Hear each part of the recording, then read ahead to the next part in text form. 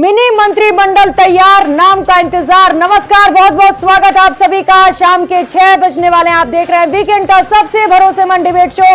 आप सबके साथ मैं हूं प्रियंका। राजस्थान की जनता को नए मंत्रिमंडल का इंतजार है। आज ही बीजेपी के प्रदेश अध्यक्ष सीपी जोशी ने कहा कि एक मिनी मंत्रिमंडल बनाया जाएगा, फिर बाद में पूरे मंत्रिमंडल का गठन होगा। साथ ही सीपी जोशी ने यह भी कहा कि हर क्षेत्र का खास ख्याल रखा जाएगा। अब इस बयान के बाद सबसे ज्यादा चर्चा है कि कौन बनेगा मंत्री। वहीं सीएम अजय लाल शर्मा भी दिल्ली से वापस आ चुके हैं। कहा जा रहा है कि दिल्ली से मंत्रिमंडल फाइनल हो चुका है और अब बस नाम का इंतजार है। मिनी मंत्रिमंडल का कैसा होगा स्वरूप, आज इसी पर बड़ी चर्चा हम करेंगे, लेकिन उससे पहले ये रिपोर्ट।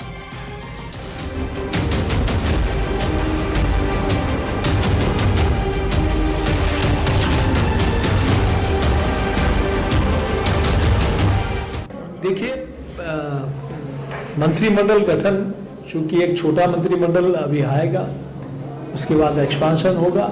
मैं सोचता हूं भारतीय जनता पार्टी हर वर्ग को, हर क्षेत्र को साधते हुए ये काम होगा।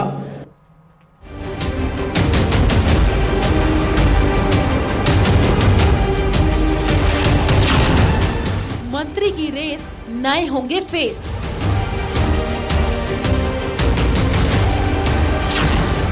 मंत्रिमंडल का विस्तार, पूरा प्लान तैयार।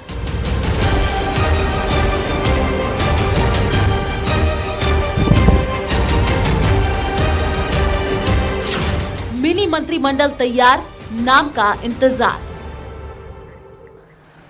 तो चलिए चर्चा की शुरुआत करते हैं। खास मेहमान हमारे साथ जुड़ चुके हैं, परिचय करा देते हैं। लक्ष्मीकांत पारिक, प्रवक्ता बीजेपी से हमारे साथ जुड़ चुके हैं। स्वर्णिम चतुर्वेदी, पीसीसी महासचिव हमारे साथ जुड़े हुए हैं। डॉक्टर मिथिलेश जैमिनी, वरिष्ठ पत्रकार के तौर पर इस वक्त हमारे साथ जुड़ चुके हैं। आज चर्चा की शुरुआत लक्ष्मीकांत जी आप ही से करते हुए, लिस्ट तैयार हो गया है क्या? सिर्फ इंतजार है कि नामों का ऐलान हो जाए? अब देखिए, माननीय मुख्यमंत्री जी का विशेष अधिकार है कि किसे मंत्री बनाना है, किसे नहीं बनाना। चर्चा और राय भारतीय जनता पार्टी संगठन का तरीका है, सिस्टम है। उसमें सभी लोगों से राय की गई है, सभी लोगों से सिस्टम के अनुसार बातचीत की गई है। बातचीत में जो मंथन हुआ है, उसके बाद माननीय मुख्यमंत्री जी अपने विवेक अनुसार निर्णय कर विधायकों से अपना मंत्रियों को बनाएंगे। सीपी जोशी कह रहे हैं कि हर वर्ग, हर क्षेत्र को शामिल किया जाएगा। क्या युवाओं को ज्यादा मौका मिलेगा? और ये जो मिनी लिस्ट की बात कर रहे हैं, वो कितने मंत्रियों के नामों का ऐलान होगा इस बार?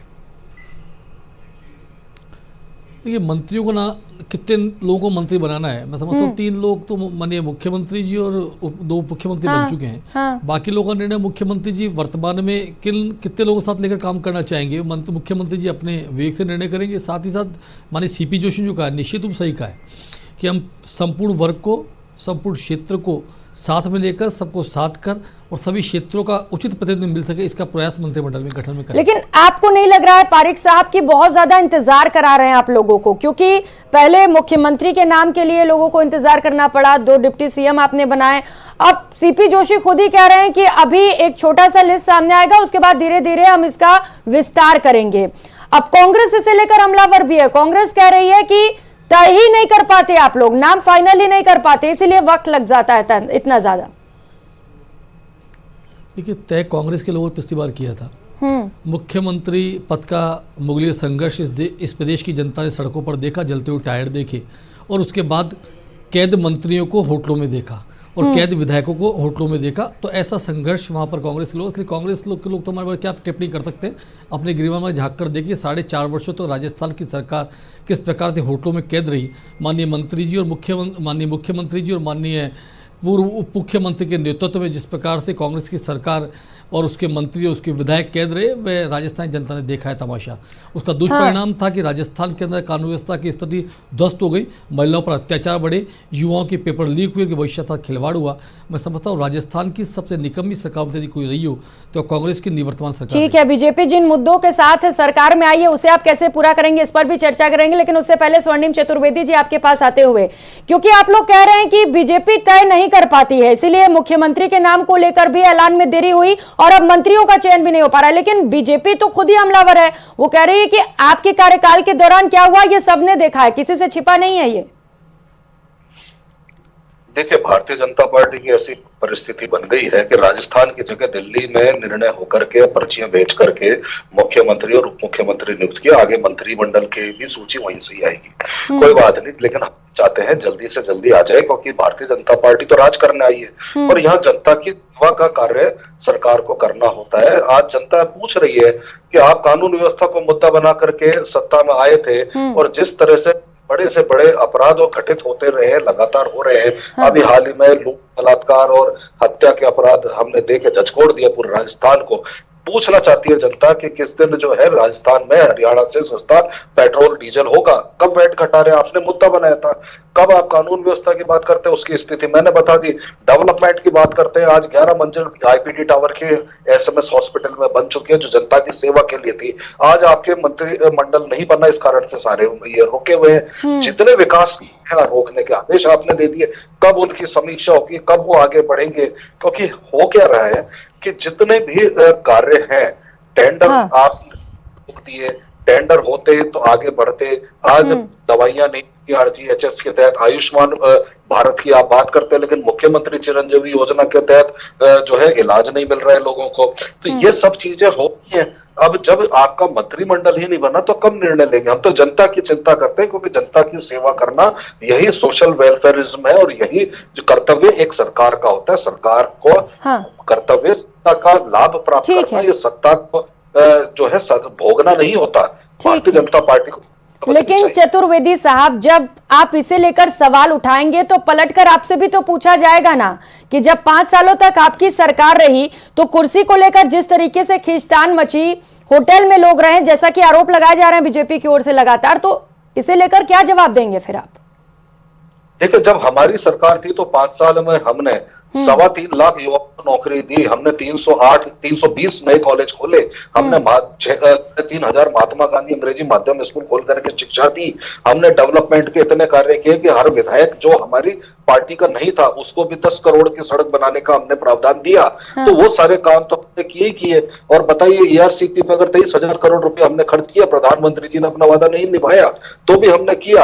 आप कोरोना का मैनेजमेंट देख लीजिए, सबको पता है कि कोई भूखा ना सोए, किसी को दवा कम ना पड़ जाए, इसका प्रबंधन हमने किया। ये सारी चीजें हमने की। अब भारतीय जनता पार्टी से हम केवल इतनी सी बात कर रहे हैं, आप तो अपना मंत्रिमंडल गठन जल्दी करिए। जो वादे करके आप आए उनको पूरा कर दीजिए। जल्द से जल्द अब राजस्थान में पेट्रोल और डीजल हरियाणा से सस्ता हो जाए, यही तो बात कह रहे हैं। और डेवलपमेंट के प्रोजेक्ट जारी हैं, वो रुके नहीं। एसएमएस में एक विश्व स्तरीय आईपीडी टावर अगर बन रहा है, जहां पे विश्व स्तरीय इलाज मिलेगा लोगों को, आज उसका काम क्यों रुकवाया? हम ये जानना चाहते हैं। इसके अलावा जो सड़कों से लेकर अन्य जो आपने जो सवाल पूछे हैं उसका मैं जवाब लूंगी, लेकिन उससे पहले मिथिलेश जामिनी जी, आपसे ये जानना चाहूंगी, क्योंकि सीपी जोशी ने कहा है कि एक मिनी लिस्ट सामने आएगी, साथ ही साथ ये भी कहा है कि हर वर्ग और हर क्षेत्र को साधने की कोशिश की जाएगी। तो ये जो मंत्री बनाए जा रहे हैं वो लोगों के कल्याण के लिए बनाए जा रहे हैं। ऐसे मंत्री बनाए जाए जो हर मुद्दे जिन पर बीजेपी सत्ता में आई उन्हें पूरा कर सके, या फिर मिशन 2024 को ज्यादा ख्याल रखा जा रहा है? मिथिलेश जामिनी साहब। देखिए प्रियंका जी, मिशन 2024 जब भी पूरा होगा, जब आप हर वर्ग और हर क्षेत्र का ध्यान रखकर मंत्रिमंडल बनाएंगे। ये भाजपा के लिए चुनौती है। और सबसे अहम चुनौती है कि पिछली बार 2018 में अशोक गहलोत जी ने 17 दिसंबर को शपथ ली थी, 17 को और 25 को उनका मंत्रिमंडल बन गया था। अब एक दिन ज्यादा हो गया तो जनता के मन में थोड़ा व्याधि हो गई है कि कब बनेगा मंत्रिमंडल। दूसरा इंपॉर्टेंट चीज ये है कि पुजारी की हत्या अभी भी हो गई है। फर्जी पेपर और फर्जी डिग्रियां जो राजस्थान अड्डा बना हुआ था, जिसे भाजपा ने मुद्दा बनाया था, आज ही अखबारों की सुर्खियां हैं कि तमाम जोधपुर में ऐसा केंद्र चल रहे हैं। और प्राइवेट यूनिवर्सिटियों को नियामक बनाने के लिए पिछली बार भी भाजपा के संकल्प पत्र में था कि हम निजी विश्वविद्यालयों पर वो बनाएंगे, और अब निजी विश्वविद्यालयों के मालिकों से सीएम साहब चुपचाप मिल रहे हैं। तो ये भी एक सवालिया निशान लगाता है राजस्थान के नौजवानों पर। पुजारी की हत्या हो गई है। आज ही जयपुर में रिवॉल्वर दिखाकर व्यापारी को लूट लिया गया है, और लॉरेंस गैंग के नाम पर करोड़ों रुपए मांगे जा रहे हैं। तो वो जो मामले हैं, जो राजस्थान ने जनता ने बदलाव के लिए वोट दिया था, उसका इंतजार है। और आप कब तक इंतजार कराएंगे? हालात यह है कि आपने डिप्टी सीएम बना दिए, और डिप्टी सीएम को डिपार्टमेंट नहीं दिए तो वो क्या करेंगे? दूसरा इंपॉर्टेंट चीज यह है कि लोग कह रहे हैं कि आपने श्राद्ध पक्ष में पहली लिस्ट जारी की और अमावस्या के दिन मुख्यमंत्री बनाया, 12वां दिन पूरा हुआ जिस दिन, 13वें दिन भी कर सकते, जैसे डोटासरा जी ने कहा 11वें दिन भी कर सकते थे। और अब क्या पूर्णिमा तक मंत्रिमंडल बना दोगे या नहीं बना दोगे? क्योंकि इंपॉर्टेंट चीज यह है कि आप यूथ का सपना कैसे पूरा करोगे। आरपीएससी के एसआईटी बना दी, एसआईटी क्या काम कर रही है जनता पूछना चाहती है ना। नौजवान 70 लाख युवाओं के रोजगारों का सपना था जो आपने कांग्रेस पे आरोप लगाए, अब आप आरपीएससी की क्या जांच कर रहे हैं? एसआईटी ने क्या की? हर दिन का डेवलपमेंट होना चाहिए ना। आज ये जनता में सबसे बड़ा सवाल है कि सरकार बदल गई, आप सांगानेर की हालत देखिए, सफाई हो रही है क्या? बिल्कुल, पृथ्वीराज नगर यूं का यूं पड़ा, वो तो मुख्यमंत्री जी का विधानसभा क्षेत्र बिल्कुल, क्योंकि चुनाव के टाइम तो वादे ऐसे किए गए थे जैसे कमल का फूल खिलते ही सब कुछ बदल जाएगा, लेकिन फिलहाल तो मंत्रिमंडल गठन में भी देरी हो रही है। आज अगर ये नहीं पूरा हुआ, देखिए केवल बातों से अब काम चलने वाला नहीं है। राजस्थान में कानून व्यवस्था पिछले 6 दिन, दौसा में क्या हुआ सब पूछ रहा है, क्या हो गया? बिल्कुल, आज जयपुर और जैमिनी साहब, सिर्फ 2024 को ध्यान में रखते हुए मंत्रिमंडल गठन करना कितना सही है? क्योंकि दावा तो ये भी है बीजेपी का कि अगले साल, अगले बार हम रिवाज बदलेंगे जब अगले बार चुनाव आएंगे। तो ऐसे में ये भी जरूरी है ना कि कुशल नेतृत्व मिले, एक ऐसा मंत्री मिले जो हर जिम्मेदारी को बखूबी निभा सके, न सिर्फ क्षेत्रवाद और अलग अलग समीकरण साधते हुए। देखिए प्रियंका जी, ये हर मंत्री की यही चुनौती होती है कि वो अच्छा काम करे। लेकिन असली प्रॉब्लम यह है कि जो सत्ता के नजदीक, जो सत्ता का सुख भोगने वाली मधुमक्खियां होती है, वो बीजेपी में भी है और कांग्रेस में भी, वो उनको घेर लेती है और काम होता नहीं है। अगर किचन कैबिनेट, आपका जो चश्मा है, वो चश्मे से सच देखने वाले लोग आपके पास नहीं है, तो आप चाहे मंत्री हो चाहे मुख्यमंत्री हो फेल हो जाएंगे, चाहे बीजेपी हो चाहे कांग्रेस। बिल्कुल, आज वही किरोड़ी लाल जी कहां हैं? जब महुआ में पुजारी की डेथ हो गई थी तो लाश को लेकर वो जयपुर में बैठे थे। आज भी तो हो गई डेथ, आपका राज है। पूछ रहा है राजस्थान कि किरोड़ी लाल जी कहां हैं? कहां है वो फर्जी डिग्रियां? आज भी पकड़ी गई फर्जी डिग्रियां, कहां है किरोड़ी लाल जी? तो ये बहुत बड़ी चुनौती है और 2024 से पहले आपने इस डैमेज को कंट्रोल नहीं किया तो चुनाव होने वाले हैं, तो यूथ टर्न लेने में ज्यादा देर नहीं लगाएगा। आप केवल जलेबी लटकाने से, बातें करने से कुछ नहीं होगा। अब आपको फील्ड पे उतरना पड़ेगा, काम करना पड़ेगा, क्योंकि अधिकारी, ब्यूरोक्रेट्स और आईपीएस, इन पर लगाम लगाना कोई आसान काम नहीं है। केवल बातें करने से या जबान चलाने से कुछ नहीं होगा। अब आप जमीन पर क्या दे रहे हो वो पूछेंगे कल से डिलीवर। आप मंत्री बनाइए, जो भी बनाइए, कानून व्यवस्था सुधारिए, आप कोई अधिकारी चेंज नहीं कर पा रहे, वही बैठे हुए हैं।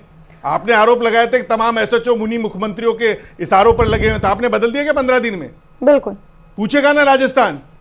बताइए लक्ष्मीकांत पारेख जी, राजस्थान पूछ रहा है, आज लोग जानना भी चाह रहे हैं कि आखिर मंत्रिमंडल गठन करेंगे कब और कितना इंतजार कराएंगे, क्योंकि कई सारे मुद्दे रहे जिन्हें लेकर आपकी वापसी हुई है, तो ऐसे में जवाबदेही बनती है आपकी। और कांग्रेस भी हमलावर है, वो कह रही है कि अभी तो सारे घटनाक्रम हो ही रहे हैं, बलात्कार भी हो रहे हैं, लूट भी हो रही है।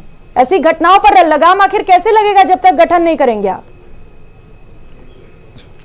देखिए, निश्चित रूप से जो घटनाएं हुई निंदनीय है और घटनाओं के खिलाफ गंभीरता से सरकार काम कर रही है। माननीय अभी जैमिनी साहब कह रहे थे पेपर और विश्वविद्यालयों की बातों कर रहे थे, ये आज का विषय नहीं, 3 दिन में या 4 दिन में ये स्ट्रक्चर खड़ा नहीं हुआ। पिछले 5 वर्षों में जिस प्रकार स्ट्रक्चर खड़ा हुआ उसको हम ढाने का प्रयास कर रहे हैं, उसको लगातार हम उसको मॉनिटरिंग कर रहे हैं, मॉनिटरिंग के माध्यम से उसको ठीक करने का प्रयास करेंगे। सरकार आई है, 10 दिन माननीय मुख्यमंत्री जी को बने हुए हैं और विधायक अपने मंत्रिमंडल का विस्तार होने वाला है, उसके बाद संपूर्ण चीज़ों को निश्चित रूप से देखेंगे। माननीय अभी जैमिनी सारे बड़े प्रश्न उठाए, कुछ लोगों मिलने पर भी आपत्ति दर्ज की। माननीय मुख्यमंत्री से मिलने लोग आते हैं, जनता दरबार भी लगता है, और जिस प्रकार से लोग वहाँ पर स्वागत के लिए आ रहे हैं, निश्चित रूप से हर लोग आते हैं, उसमें कांग्रेस के लोग भी हो सकते हैं, बसपा के लोग भी हो सकते हैं, अन्य लोग भी हो सकते हैं, सब लोग वहाँ पर जा रहे हैं। माननीय मुख्यमंत्री वहाँ से मिलते हैं, स्वागत सत्कार होता है, निश्चित परंपरा है और परंपरा का निर्णय वहाँ पर हो रहा है। मुझे लगता है जैमिनी साहब आप बोल रहे प्लीज, या तो आप कांग्रेस प्रवक्ता बन जाए आज आप, तो आप स्थिति बात कर लेता हूँ। आप प्रवक्ता बन जाए, कांग्रेस क्या कांग्रेस प्रवक्ता बनकर आ जाइए ना, यहाँ पर बात कर लीजिए सीधे तौर पर। ठीक है, पहले सुन लीजिए फिर जवाब दे दीजिएगा। डिस्टर्बेंस कर रहे हैं, बहस कर रहे हैं आप। मैं कह रहा हूँ उस पर, मैंने कहा है ना उस पर अभी कि निश्चित रूप से निंदनीय घटना है, जांच कर रहे हैं उसकी। हाँ, तो कांग्रेस प्रवक्ता ने बात कर रहे हैं यहाँ पर, कांग्रेस की नहीं कर रहे नहीं, आप कांग्रेस प्रवक्ता बनने की कोशिश नहीं करें। वो अरे तो सवाल तो पूछे जाएंगे ना लक्ष्मीकांत जी, अगर इतना ज्यादा वक्त लगेगा तो। आप लोग कह रहे थे कि कुशासन की सरकार है, सुशासन की सरकार लेकर आइए, तो वक्त इतना ज्यादा क्यों लग रहा है? और सिर्फ 2024 को साथ कर चलना आखिर कितना सही है? कम से कम प्रदेश की जनता के बारे में भी तो सोचना होगा ना लक्ष्मीकांत जी। जिस तरह की आप बात करते हैं मुझे लगता है आपके विवेक पर प्रश्न खड़ा करना पड़ जाता है कहीं मुझे तो नहीं, ऐसा ऐसा लग रहा है नहीं मुझे है, तो। जो सच अरे बोलने ठीक में है, क्या दिक्कत पर्सनल है? टिप्पणी मत ये- कीजिए। ये एक तरफ लक्ष्मीकांत जी। करना है, सच बोलना नहीं है मेरे दोस्त। अरे तो आपसे तो सवाल ही बोलते पूछे बताते जाएंगे ना। कि पिछले 5 वर्षों में महिलाओं पर कितने पहले तो अत्याचार बढ़े वो हुआ तो बताइए ना। इसीलिए तो जनता क्यों ने नहीं बोलने बदल वाले दिया, आप उसके ऊपर लेकर इसीलिए तो मुद्दे पर जनता ने लेकर? बदला कांग्रेस को। तो आए ना 10 दिन हुए हैं। दावा तो आपका ये है ना कि आप आपका अगली सवाल बार तो रिवाज समझना है बदलेंगे, 10 दिन में। तो यही तो नगर सवाल निगम पूछा का जा रहा है कि नहीं है, कैसे आपके रिवाज 5 बदलेंगे साल में। लक्ष्मीकांत जी। अगर मंत्रिमंडल गठन में जैन इतना साहब वक्त की बात लगेगा करता हूं, तो लोग नगर कैसे निगम आपके का ऊपर एतबार करें, यही तो सवाल है। देखिए प्रियंका जी, सीधे हाँ। तौर पर मैं कहना चाहूंगा कि मान लीजिए जयमी साहब वरिष्ठ पत्रकार है, ठीक है, एक लाइन में बता दीजिए कि मंत्रिमंडल गठन कब होगा, सबको इंतजार है। एक दिन, 2 दिन, 3 दिन, कुछ तो बहुत बताइए। जल्दी होने वाला है। आपने माननीय प्रदेश अध्यक्ष की बात की है, माननीय प्रदेश ने कह दिया संपूर्ण प्रदेश के हितों को ध्यान रखते हुए मंत्रिमंडल निर्माण होगा। धैर्य रखिए, मंथन चल रहा है, अच्छा नवनीत निकलेगा, नया सवेरा होगा, राजस्थान में फिर से नया उजाला होने जा रहा है। ठीक है, स्वर्णिम चतुर्वेदी जी वो कह रहे हैं कि 5 सालों तक आपने जो कुशासन दिया उसे भी तो खत्म करना है, तो ये जिम्मेदारी बड़ी है बीजेपी पर, इसीलिए वक्त लग रहा है चयन में। देखिए, भारतीय जनता पार्टी की सरकार अब पता नहीं किस चीज को खत्म करना चाहते हैं। अब तो चुनाव भी हो चुके हैं, दोबारा चुनाव कराने चाहते हैं कि मैं समझ नहीं पाया इनकी बात का मतलब। लेकिन एक बात है कि अगर 13 पेपर लीक हुए थे भारतीय जनता पार्टी की तत्कालीन सरकार में, उस वक्त उन्होंने कोई कदम उठाया होता है, एसआईटी बिठाई होती या माफिया के खिलाफ कार्रवाई की होती, या केंद्रीय गृह मंत्री ने जो कहा था कि एक राष्ट्रीय नीति बननी चाहिए पेपर लीक के खिलाफ, अगर केंद्र सरकार ने ऐसा किया होता काश, तो राजस्थान में पेपर लीक नहीं होता। अब तो 10वीं के जो अर्धवार्षिक परीक्षा के लिए पेपर लीक हो गए। बड़ा आप लोगों ने भी तो बहुत कोशिश की है, परिणाम कुछ निकला क्या? उसके बाद भी तो पेपर लीक होते रहे। हमने तो कोशिश करके पेपर करा करके नकल विरोधी कानून लेकर आने के बाद भी पेपर लीक हुए हैं स्वर्णिम चतुर्वेदी जी। पर हो सकता है कि बीजेपी सरकार और भी कड़ा कानून लिया या कुछ करे तो भी लीक हो, क्योंकि अपराधी अपराध होता है। लेकिन सबसे बड़ी बात है ने तो कार्रवाई की, भारतीय जनता पार्टी ने अपने शासन में न तब कार्रवाई की, न अब कार्रवाई की। तो मैं दूसरी बात कह रहा हूं, मैं कह रहा हूं कि जनता की आकांक्षा अपेक्षाएं जो आपने जगाई है अपने वादों से, उनको पूरा करिए। हम कोई टिप्पणी नहीं करते। 69 सीट स्वर्णिम चतुर्वेदी साहब आपको भी मिले हैं, एक स्ट्रॉन्ग विपक्ष हैं आप। क्या आप लोगों ने अभी तक नेता प्रतिपक्ष चुना? कौन होगा? इसे लेकर बीजेपी कह रही है कि आप लोग तो खुद अभी तक सेलेक्ट नहीं कर पाए हैं, उनके ऊपर कैसे सवाल उठा रहे हैं? जिस दिन विधानसभा सत्र शुरू होगा, 69 नहीं, हम 69+1 70 लोग हैं, विपक्ष की भूमिका निभाते हुए भारतीय जनता पार्टी को प्रतिदिन प्रति क्षण उनका एक एक वादा याद दिलाएंगे। और जब तक राजस्थान में हरियाणा से सस्ता पेट्रोल नहीं कर देंगे वो भी याद दिलाते रहेंगे। वैट कम करना है याद दिलाएंगे, और इनको भर्तियां करनी है युवाओं के लिए वो भी याद दिलाएंगे। इनको याद दिलाएंगे कि किस तरह से 450 रुपए में सिलेंडर देना है, हम सब चीज याद दिलाएंगे और करवा के मानेंगे। जनहित में जो आवश्यकता होगा, हम भारतीय जनता पार्टी की तरह 5 साल तक विपक्ष विहीन राजस्थान नहीं होने देंगे। विपक्ष की भूमिका मिलिए तो पूरी ताकत तन्मयता से, और जरूरी भी है ताकि अगली बार कम से कम आप रिवाज बरकरार रख सके और राज बदल डाले। लेकिन लक्ष्मीकांत जी, विपक्ष तो काफी हमलावर नजर आ रहा है, पूरी तैयारी कर ली गई है, पेट्रोल की कीमतों से लेकर महिला सुरक्षा को लेकर जवाब मांगे जाएंगे। जरूरी है कि जल्द से जल्द जो वादे किए उन्हें आप पूरा करने की ओर कदम बढ़ाए जाए आप लोगों की ओर से। देखिए, हम हकीकत को सपनों में बदलते हैं, इसलिए लोग मोदी को बार बार चुनते हैं। मैं इसी तौर पर मानना है कि जो गारंटी हमने दी है उन गारंटियों पर पूरा अमल करेंगे। और मेरा मानना है कि मैनिफेस्टो जो होता है सरकार के और जनता बीच का एग्रीमेंट होता है, उस एग्रीमेंट को फुलफिल करना उस सरकार की नीति जिम्मेदारी है। उस जिम्मेदारी को पूरा करने के लिए हम बिल्कुल तन्मयता के साथ उस पर काम कर रहे हैं। हम कम्युनिस्टा के साथ काम करेंगे और हमारा कमिटमेंट है जनता से कि एक एक गारंटी, हमारा एक एक मैनिफेस्टो को पूरा करें। पहली बात, मेरे फाजिल दोस्त अभी माननीय स्वर्णिम चतुर्वेदी मेरे छोटे भाई हैं, हम पर बार बार के आरोप लगाने का प्रयास करते हैं। मैं उनको सीधे तौर पर कहना चाहूँगा कि हमने पूरा काम विपक्ष का नहीं किया तो आज सत्ता में नहीं होते। हमने चुन कर आपकी गलतियों को जनता के बीच ले जाकर रखा है, उन्हीं का परिणाम कि भारतीय जनता पार्टी वो भी गलती चुनने के लिए तैयार बैठे हैं। और आप कह रहे हैं आप कि आप चूक करें और वो लोगों के सामने कह रहे थे। हाँ, देखिए, ये निश्चित अच्छे विपक्ष का काम होता है, जाना अच्छा चाहिए। एक बात बताइए लक्ष्मीकांत जी, मंत्रियों का चयन कर कौन रहा है? क्योंकि कांग्रेस कह रही है कि सिर्फ आला कमान सारे फैसले करती है, मंत्रियों का चयन कौन कर रहा है आपके पार्टी में? आजकल कांग्रेस लोगों को जासूसी करना शुरू कर दिया है क्या? पूछ लें इनसे। जासूसी शुरू कर दी हो कि कौन तय कर रहा है आजकल हमारे पर, कौन मंत्रिमंडल बना रहा है। माननीय आप मुख्यमंत्री बताइए। विशेष अधिकार है, माननीय मुख्यमंत्री चर्चा करके राय करके करेंगे इस विषय पर, अपनी गंभीरता से चर्चा करके अपना मंत्रिमंडल गठन करेंगे। अब मुझे समझ आता है कि आप कांग्रेस के लोग कहते हैं कि दिल्ली तय करो, बंबई तय कर रहे हैं, मुझे लगता है कि इनके यहाँ पर ऐसा रहता होगा। हमारे मुख्यमंत्री का अधिकार नहीं थे, इसीलिए माननीय मुख्यमंत्री जी बार बार दिल्ली दरबार चाटुकारियां करते करते थक गए थे। और माननीय सचिन पायलट जी कभी दिल्ली जाते थे, कभी माननीय मुख्यमंत्री दिल्ली जाते थे। तो मुझे लगता है कि माननीय मुख्यमंत्री अशोक गहलोत जी के पास कोई अधिकार नहीं थे, वे दिल्ली दरबार की चाटुकारिता करने व्यस्त रहे, इसलिए राजस्थान की जनता 5 वर्षों तक कांग्रेस को झेला। कईयों के पर्ची देख करके हमने रंग उड़ते हुए भी देखे, इसलिए आप बता दीजिए दिल्ली की भूमिका नहीं है। हम तो कह रहे हैं जो देखा, जो आपके ही आला नेताओं ने कहा, अगर आपको लगता है हम गलत है तो बता दीजिए। कौन से नेताओं ने कह दिया चतुर्वेदी साहब आपसे ये बात?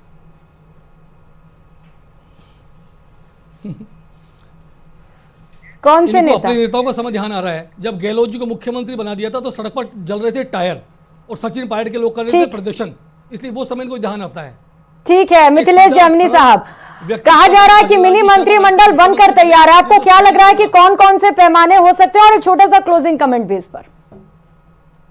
देखिए, इंपॉर्टेंट चीज ये है कि आपने जिन्होंने 4.5 साल मेहनत की, उनमें डॉक्टर किरोड़ीलाल मीणा जिन्होंने तमाम मुद्दों को जिंदा रखा, ऐसे लोग मंत्रिमंडल में होने चाहिए। अनीता भदेल बड़ा नाम है। इसके अलावा कन्हैयालाल चौधरी जिन्होंने मालपुरा को जिला बनाने के बाद जीत की हैट्रिक लगाई। तो एक लंबी सूची है भाजपा में, जो अच्छे लोग हैं, जो अच्छा काम करना चाहते हैं, उन्हें मंत्रिमंडल मिले, विभाग मिले और वो काम करे। क्योंकि इंपॉर्टेंट चीज ये है कि जनता की अपेक्षा बहुत ज्यादा है। केवल अब बातों से काम नहीं चलेगा, अब आपको डिलीवर करना पड़ेगा। ये एक इंपॉर्टेंट चीज है। भजनलाल जी के नेतृत्व में राजस्थान ने जो सपने देखे हैं, जो अशोक गहलोत सरकार को उखाड़ के फेंका है और आपको 115 सीटें दी है, जिस तरीके से यूनुस खान ने आज बोला है कि डबल इंजन की सरकार धीरे धीरे चल रही है, वो इन्हीं के मंत्री रहे हैं भाजपा के। तो जनता में भी ये मैसेज जा रहा है कि आप देर क्यों कर रहे हैं, आप छोड़िए, मैदान पर काम करिए। लेकिन जामनी साहब, भजनलाल की टीम में आपने उन्हीं लोगों का नाम लिया जिनके नाम चर्चाओं में है। कहा तो ये भी जा रहा है कि यहाँ भी चौंकाने वाले फैसले हो सकते हैं और यही वजह है कि सारे विधायक खुश हैं और ये इंतजार कर रहे हैं कि कहीं उनका नाम सामने ना आ जाए। देखिए, 112 के 12 इस सपने को लेकर देखे हुए, जिसमें नौक्षम चौधरी जैसे नए नाम भी हो सकते हैं, इसमें कोई शक शुबा नहीं है। और अच्छे लोग आए, नए आए, नया मुख्यमंत्री बना तो नए विधायक भी अगर मंत्री बनते हैं और राजस्थान की ढंग से सेवा करते हैं तो मोदी जी के सपनों को साकार करते हैं। तो बिल्कुल, तो 112 विधायक जो बचे हुए हैं सीएम और 2 डिप्टी सीएम को छोड़कर, उनमें से कोई भी नाम सामने आ सकता है और उन्हें बड़ी जिम्मेदारी दी जा सकती है। और यही वजह है कि सभी को इंतजार है, काउंटडाउन भी शुरू हो चुका है। अब सिर्फ इंतजार है कि कब मंत्रिमंडल का गठन होगा और वो जो मिनी लिस्ट जिसकी बात सीपी जोशी कह रहे हैं वो सामने आ सकेंगे। बहुत शुक्रिया आप सभी खास मेहमानों का हमारे साथ जुड़ने के लिए और इस चर्चा के लिए। इस डिबेट में फिलहाल इतना ही। नमस्कार।